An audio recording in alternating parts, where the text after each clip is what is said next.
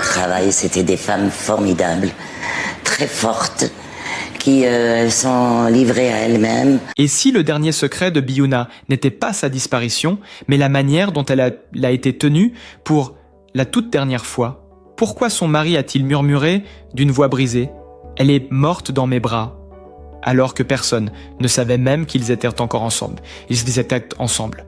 Dans cette nuit silencieuse, au cœur d'une chambre d'hôpital, dont les caméras avaient été étrangement coupées, quelque chose s'est joué. Quelque chose que l'Algérie n'a jamais vu venir.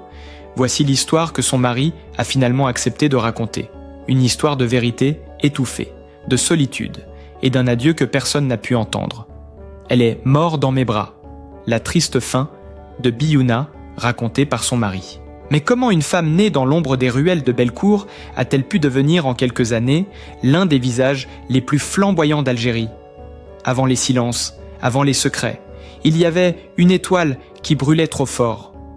Dès son plus jeune âge, Biouna embrase les scènes, des troupes de chant à 17 ans jusqu'au cabaret d'Alger, puis la télévision où la grande maison fait d'elle une icône. Une ascension fulgurante, éclatante, presque incompatible avec la tragédie à venir. Mais ce que personne n'osait demander demeure suspendu dans l'air. Comment une femme aussi flamboyante, dont l'existence semblait taillée pour la lumière, a-t-elle pu s'éteindre dans un silence si lourd que même ceux qui l'aimaient n'ont pas su l'entendre à temps? À mesure que son mari parle, sa voix tremble, non pas de tristesse uniquement, mais de ce mélange étrange de culpabilité, de nostalgie et de stupeur que l'on retrouve parfois chez ceux qui réalisent qu'à trop tard qu'ils ont traversé la vie d'un être précieux, sans jamais en comprendre toutes les ombres. Il raconte que derrière l'audace, derrière les éclats de rire provoquants et les scènes où elle semblait invincible, il y avait une fragilité qui ne cessait de grandir. Une fissure intime que personne ne savait nommer. Biouna aimait faire croire qu'elle maîtrisait tout, que rien ne l'atteignait, et pourtant, dès que les portes se refermaient derrière elle, quelque chose changeait. Son regard se perdait dans un point invisible, ses mains tremblaient légèrement, et sa respiration devenait plus courte, comme si le poids du monde, celui qu'elle portait depuis l'enfance, menaçait soudain de l'écraser. Son mari l'avait vue traverser ces moments, mais elle se contentait de dire « ce n'est rien, juste un peu de fatigue ».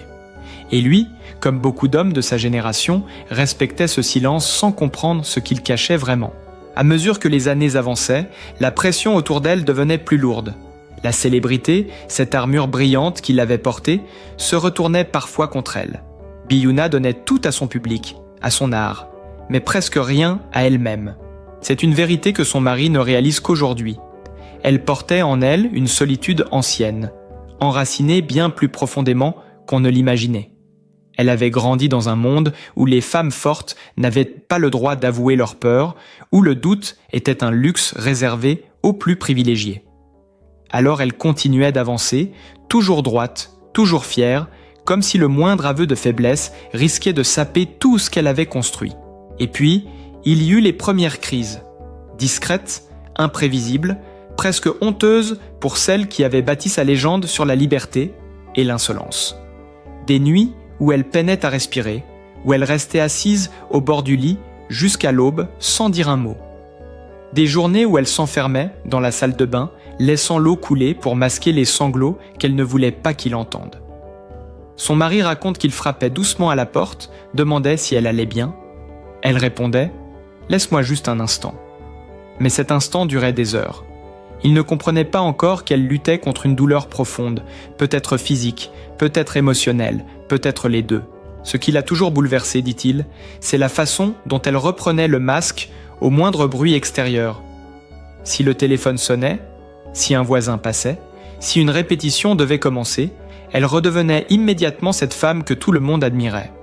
Droite, maquillée, audacieuse, drôle, comme si rien ne pouvait la toucher. C'était là son plus grand talent, mais aussi sa plus grande tragédie. Cacher parfaitement ce qui la rongeait. À partir de 2024, quelque chose se brise plus nettement. Elle sort de moins en moins, puis plus du tout. Son mari, incapable de la convaincre de consulter, observe avec une impuissance poignante le déclin progressif de celle qu'il a aimée toute sa vie. Elle ne veut plus ouvrir les rideaux, ne veut plus allumer la télévision, ne veut plus écouter de musique. La maison devient un refuge, mais aussi une prison. J'avais l'impression qu'elle disparaissait devant mes yeux, mais je ne savais pas comment la retenir, murmure-t-il. Parfois, elle se mettait à parler toute seule, évoquant des souvenirs d'enfance, des visages que lui ne connaissait pas, comme si elle se débattait contre des fantômes qui revenaient réclamer leur place. Puis, il y eut cette nuit étrange, quelques semaines avant son hospitalisation. Il raconte qu'il s'était réveillé sans savoir pourquoi. La maison était plongée dans un silence presque inquiétant. Un de ces silences qui semblent annoncer un basculement.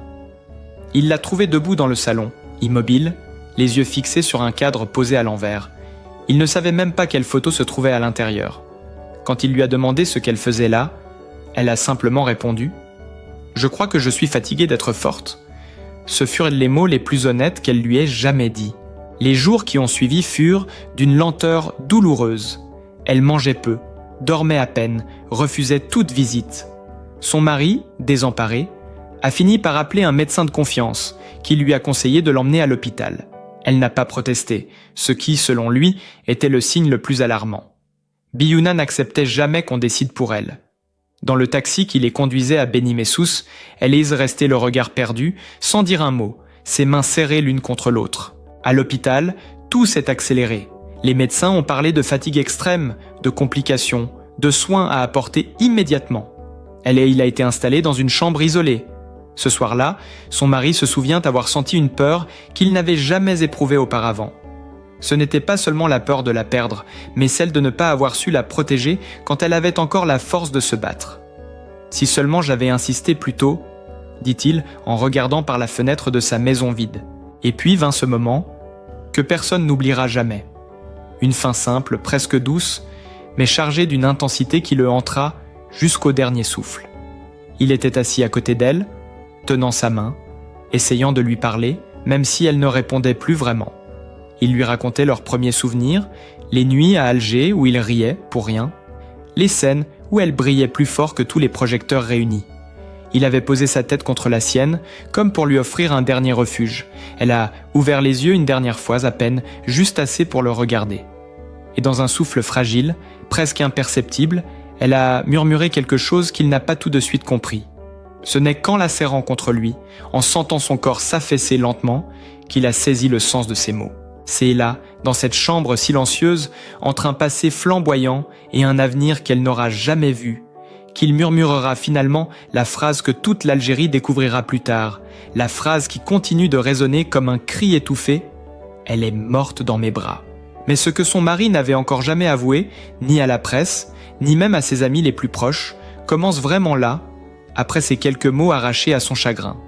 Car dire « Elle est morte dans mes bras » n'est que la surface visible d'une histoire bien plus complexe, faite de promesses murmurées, de choix difficiles et de secrets que Biouna avait soigneusement tissés autour d'elle comme une couverture fragile. Quand il ferme les yeux et remonte le fil de ces derniers mois, ce ne sont pas seulement les machines de l'hôpital, l'odeur du désinfectant ou la main de sa femme qui se relâche, qu'il revoit. Ce sont aussi leurs conversations à voix basse, tard dans la nuit, quand elle sentait déjà que le temps ne serait plus son allié. Il se souvient d'une soirée en particulier, quelques jours avant son hospitalisation.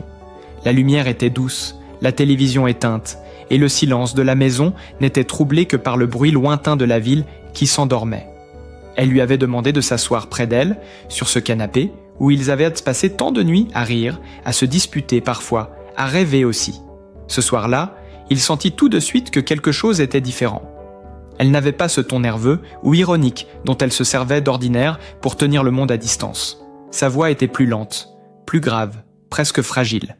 « Écoute-moi bien », avait-elle dit, en posant sa main sur la sienne. « Je vais te demander quelque chose que tu ne vas pas aimer. » Il avait voulu plaisanter comme à son habitude pour alléger l'atmosphère, mais son regard l'en dissuada. Dans ses yeux qui avaient tant brillé sur scène, il vit une fatigue qu'il n'avait encore jamais osé regarder en face. Elle lui confia alors ce qu'il redoutait sans se l'avouer. Elle sentait que son corps lâchait, que la bataille serait plus rude cette fois-ci, peut-être impossible à gagner. Mais au lieu de réclamer de l'aide, au lieu de lui demander de se battre pour des soins à l'étranger, pour des spécialistes, pour des traitements lourds, elle lui demanda exactement l'inverse. « Je ne veux pas de combat spectaculaire, pas de spectacle autour de ma maladie. Je ne veux pas qu'on me voie affaibli, ni mes enfants, ni le public. Je veux partir comme j'ai vécu intérieurement, dans le silence, sur ce qui m'appartient.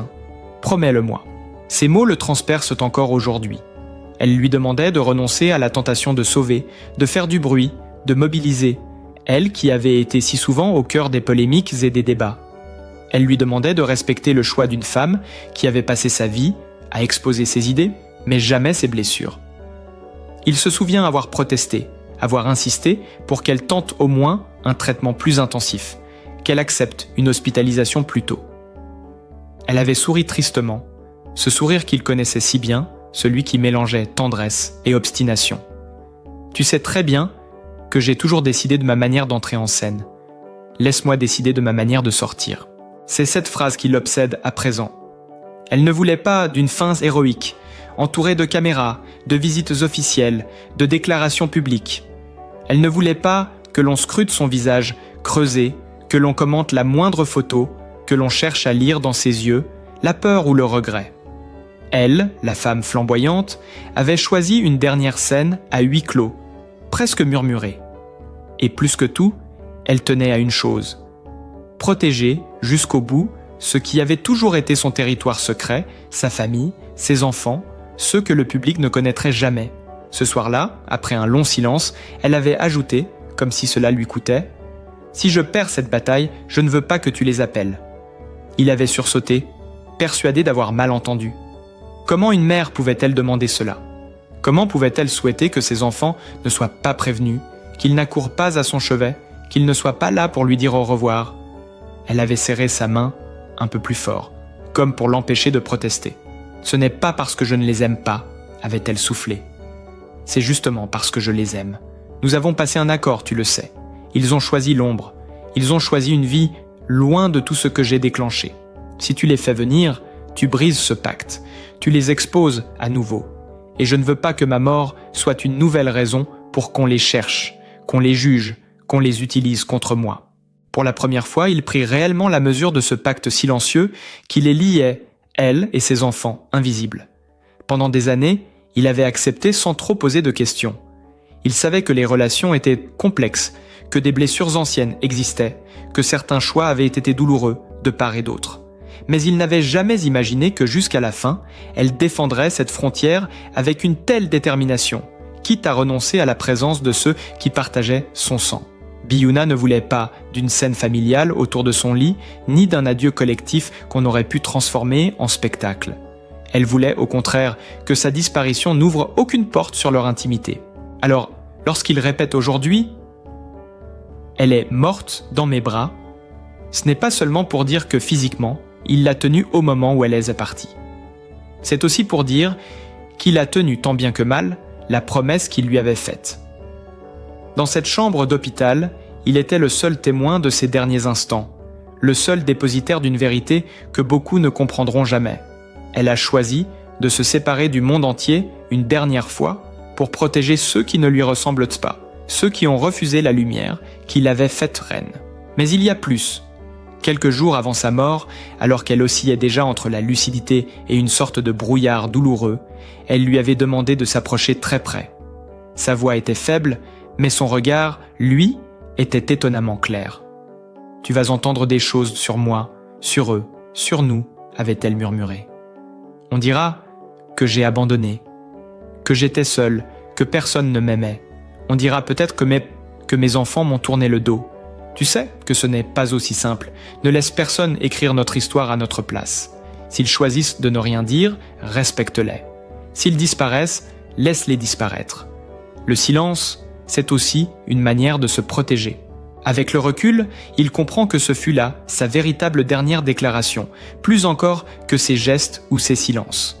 Elle ne lui demandait pas seulement de garder leur nom pour lui, elle lui confiait aussi la responsabilité de ne pas viser leur absence, de ne pas transformer leur silence en accusation. Elle savait que tôt ou tard, on lui poserait la question « Pourquoi n'était-il pas là ?» Elle savait que ce serait le réflexe de beaucoup, de juger, de chercher la faute. Alors elle a pris les devants, comme toujours, en demandant à l'homme qui partageait sa vie de tenir bon face à cette curiosité collective. C'était sa façon de dire « Ce que je n'ai pas montré de mon vivant ne sera pas consommé après ma mort. Dans cette lumière, certains événements récents prennent une autre couleur. Cette publication sur les réseaux sociaux, signée d'une jeune femme affirmant être sa fille, ce message angoissé disant qu'elle ne trouvait plus sa mère, il ne l'a pas découvert comme tout le monde sur son téléphone. Un matin, on le lui a montré à l'hôpital. Entre deux visites, il l'a lu en silence, le cœur serré. Il a hésité à lui en parler, craignant de la bouleverser davantage. Et pourtant, un soir, où elle paraissait un peu plus présente, il a pris son courage à deux mains et lui a raconté. Elle a fermé les yeux, longuement, sans dire un mot. Puis, une larme a doucement glissé le long de sa joue. C'est la seule fois, dit-il, où il l'a vue pleurer sans chercher à se cacher. Elle ne lui a pas demandé de faire supprimer ce message, elle ne lui a pas donné d'instructions précises. Elle a simplement dit « Si elle me cherche vraiment, elle sait où me trouver. Mais si quelqu'un utilise mon nom pour faire du bruit, ça ne changera rien. » Il était resté frappé par cette forme de lucidité malgré la douleur. Elle savait que, dans un monde saturé d'images et de rumeurs, sa mort deviendrait un terrain de spéculation. Mais elle refusait d'y participer, même indirectement. Jusqu'au bout, elle a choisi de ne pas courir après la vérité publique, préférant une vérité intime, imparfaite, connue de très peu. Et lui, pris entre le désir instinctif de réunir tout le monde autour de son lit et le respect de ce qu'elle avait toujours défendu, a fini par trancher. Il a gardé son téléphone en main, plusieurs fois, prêt à composer un numéro qu'il connaissait par cœur, celui de l'un de ses enfants. Il s'est surpris à revoir leurs visages tels qu'ils étaient bien des années plus tôt, à se demander ce qu'ils devenaient, s'il sentait quelque chose se briser en eux au moment même où elle s'éteignait. Mais chaque fois que son doigt se rapprochait de l'écran, il revoyait le regard de sa femme, cette nuit-là, sur le canapé. Ne brise pas le pacte. Alors il a rangé le téléphone dans sa poche et il est pour retourner s'asseoir à côté d'elle. Ce choix, il le porte aujourd'hui comme un poids qu'il sait pourtant nécessaire. Il sait que beaucoup le jugeront, qu'on lui reprochera de ne pas avoir insisté, de ne pas avoir forcé un dernier face-à-face. Mais il sait aussi qu'on ne peut pas prétendre aimer quelqu'un sans respecter, au moins une fois, la part la plus profonde de ses décisions. Et pour Biouna, cette part profonde, c'était sa frontière entre le public et le privé. Il l'avait vue passer sa vie à négocier avec ce partage, à accepter que tout le monde commente, interprète, critique, adore ou déteste ce qu'elle montrait. Alors, pour une fois, il a décidé de protéger ce qu'elle ne montrait pas. Aujourd'hui, lorsqu'il raconte son histoire, assis dans cette maison où chaque objet porte encore la trace de sa présence, il ne cherche pas à se justifier. Il sait qu'il ne pourra pas combler le vide laissé par son absence, ni résoudre les questions qui tourbillonnent autour de ses enfants invisibles. Mais il peut, au moins, mettre des mots sur ce moment précis où tout a basculé, sur cette décision qu'elle a prise et qu'il a accepté de porter avec elle. Partir dans la discrétion, refuser les adieux spectaculaires et laisser au silence le droit d'exister là où d'autres auraient dévolu une image, un nom, une scène de plus. Et dans le fond, c'est peut-être là que se trouve la vraie rupture, le vrai tournant de cette histoire. La femme qui avait passé sa vie à provoquer, à choquer, à bousculer, a fait à la fin le choix le plus radical qui soit dans notre époque. Celui de ne pas tout raconter, de ne pas tout montrer, de ne pas tout expliquer. Un choix que son mari, seul témoin de ses derniers instants, tente encore de comprendre. Même en répétant, comme un refrain douloureux, les mêmes mots. Elle est partie comme elle l'avait décidé. Et oui, elle était morte dans mes bras. Mais au-delà de la douleur, au-delà de ce silence qu'elle avait voulu comme un refuge final, son mari raconte qu'il y a eu, dans les tout derniers instants de Biouna, quelque chose qui ressemblait étrangement à une forme de paix. Une paix lente, fragile, inattendue, presque comme une réconciliation discrète avec la vie elle-même. Il se souvient que, dans les heures précédant son départ, alors que sa respiration devenait plus calme et que son corps semblait enfin cesser de lutter, son visage avait changé. Les traits, auparavant crispés par la souffrance, s'étaient doucement relâchés. Ses paupières entr'ouvertes laissaient deviner un regard moins inquiet, comme si elle regardait non pas ce qui l'entourait, mais quelque chose au-delà, quelque chose qu'elle avait fini par accepter. Il aime dire aujourd'hui que malgré le poids des années, malgré les blessures cachées, elle a trouvé dans ces derniers instants une forme de renaissance intime. Pas une renaissance bruyante ou spectaculaire, mais une renaissance intérieure, silencieuse, celle qui survient lorsqu'on cesse de se débattre contre ce que la vie a fait de nous. C'est sans doute ce qu'elle voulait dire quelques jours avant, lorsqu'elle lui avait confié qu'elle était fatiguée d'être forte. Ce n'était pas un aveu d'abandon, mais un aveu de lucidité. Elle avait porté sa vie comme une armure, puis comme un fardeau, et au moment de partir, elle semblait enfin prête à s'en libérer. Il se rappelle qu'elle a murmuré quelques mots, à peine audibles, mais qu'il n'a jamais oublié « J'ai fait ce que j'ai pu ». Ce n'était ni un reproche, ni une plainte. C'était une manière d'accepter son propre parcours, avec tout ce qu'il avait comporté de choix difficiles, de sacrifices, de réussites et d'erreurs. Elle ne cherchait plus à se justifier, ni à s'expliquer. Elle acceptait enfin d'être simplement humaine, avec ses forces et ses failles. Pour lui, pour ceux qui l'ont admirée, de près ou de loin, cette phrase résonne comme une vérité profonde. La grandeur d'une vie ne se mesure pas à l'absence de défauts, mais à la manière dont on avance malgré eux. Et c'est peut-être là, dans cette forme de dépouillement, que se trouve la plus grande leçon qu'elle laisse. Biouna, qui avait passé sa vie à casser les codes, à choquer, à repousser les limites imposées aux femmes de sa génération, avait trouvé, au crépuscule de sa vie, une manière de faire la paix. Avec son passé, avec ses choix, avec ses silences, mais aussi avec ceux qu'elle avait aimés à sa façon, parfois maladroitement, parfois douloureusement.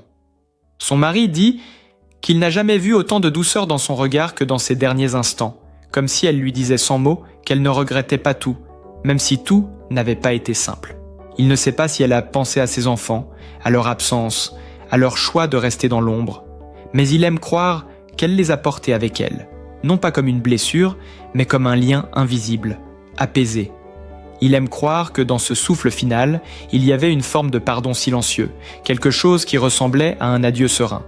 Pas un adieu brisé par le manque, mais un adieu délicatement posé sur ce qui avait été, sans tenter de le réparer au dernier moment. Elle avait compris, peut-être avant lui, que certaines relations ne se vivent pas dans la lumière, qu'elles existent dans les interstices, dans ce qu'on ne dit pas, dans ce qu'on protège, même maladroitement. À travers tout cela, il reste profondément marqué par l'impression que, dans ces dernières heures, Biouna n'était plus la femme traquée par la maladie, ni l'artiste prisonnière de son personnage public. Elle était redevenue la jeune fille de Bellecour, celle qui chantait parce que c'était la seule manière qu'elle connaissait pour respirer un peu mieux. Elle avait perdu ses forces, mais elle avait retrouvé une certaine vérité, un certain calme intérieur. Et lorsqu'il y repense aujourd'hui, il se dit qu'elle n'a pas seulement quitté la vie, elle s'y est, d'une certaine manière, réconciliée. Il reste ce souvenir, cette image presque irréelle d'un visage qui semblait s'éclairer malgré la souffrance. Une expression qui disait « J'ai tenu jusqu'au bout, j'ai aimé à ma façon, et maintenant je peux partir ». Pour lui, cette paix, si discrète soit-elle, a été un cadeau inattendu, une façon de comprendre que même ceux qui ont vécu dans le tumulte peuvent trouver au dernier moment un chemin vers la douceur, un chemin vers l'acceptation, un chemin vers cette forme étrange de renaissance que l'on rencontre seulement quand on cesse de se battre contre soi-même. Et même s'il ne l'avouera jamais vraiment, il sait que cette transformation silencieuse l'a changé lui aussi. Depuis ce jour, il regarde la vie différemment, avec un respect nouveau pour ce qui se joue dans le cœur de ceux que l'on croit connaître. Parce que ce qu'il a vu, ce n'était pas seulement la fin d'une femme célèbre, c'était une femme qui, dans un dernier souffle, a trouvé une manière d'être enfin elle-même, loin du bruit, loin du jugement, loin des attentes. Une femme qui, malgré les contradictions de son existence, a su quitter ce monde avec une sincérité bouleversante. Une femme qui, sans le dire, a fait la paix avec ce qui avait été et avec ce qui ne serait jamais. Au fond, le dernier cadeau de Biouna n'a pas été une chanson, ni un rôle, mais ce murmure discret qu'elle laisse derrière elle. La vie n'est jamais parfaite, mais elle mérite d'être vécue avec sincérité, même dans ses silences. Son mari le sait désormais, certaines vérités n'ont pas besoin d'être criées pour exister, et certaines histoires n'ont pas besoin d'être résolues pour toucher ceux qui les écoutent. Peut-être est-ce cela, finalement, la trace qu'elle nous offre, la force d'accepter, de laisser aller, de reconnaître que chaque être porte ses ombres et ses lumières. Si cette histoire vous a ému, si elle a réveillé en vous un souvenir, une réflexion ou simplement une tendresse inattendue, n'hésitez pas à le partager. Laissez un commentaire, un mot, un geste pour faire vivre sa mémoire. Et si vous souhaitez découvrir d'autres récits humains, sincères et profonds, pensez à liker la vidéo et à vous abonner à la chaîne.